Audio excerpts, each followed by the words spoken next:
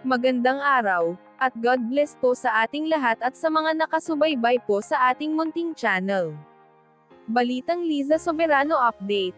Yan po ang ibabahagi sa ating video ngayon, panoorin at alamin dito sa ating munting channel.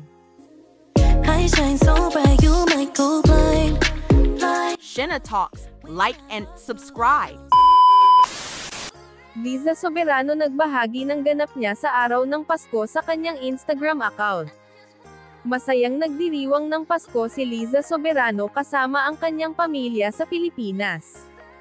Masaya naman ang pamilya ni Liza, na nakasama siya sa araw ng Pasko, lalo ang nakababatang kapatid na noon ay baby-babyhan nila ng boyfriend nitong si Enrique Hill, nakapiling ang ate niya sa araw ng Pasko. Umani ng mga pagbati mula sa mga fans ni Liza at ng Lizken, ang naturang post ni Liza sa kanyang Instagram account niya.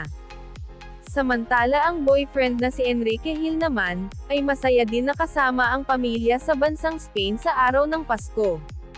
Merry Christmas both of you Lizken, sana makita at malaman namin na magkasama kayo. Ito lang muna ang ating update mga besh, at good day sa ating lahat. Comment nyo lang kung ano masasabi nyo sa baba at nang mapag-usapan natin. Huwag kalimutan mag-like and subscribe, para ma-update kayo sa sunod kong upload. Thank you for watching.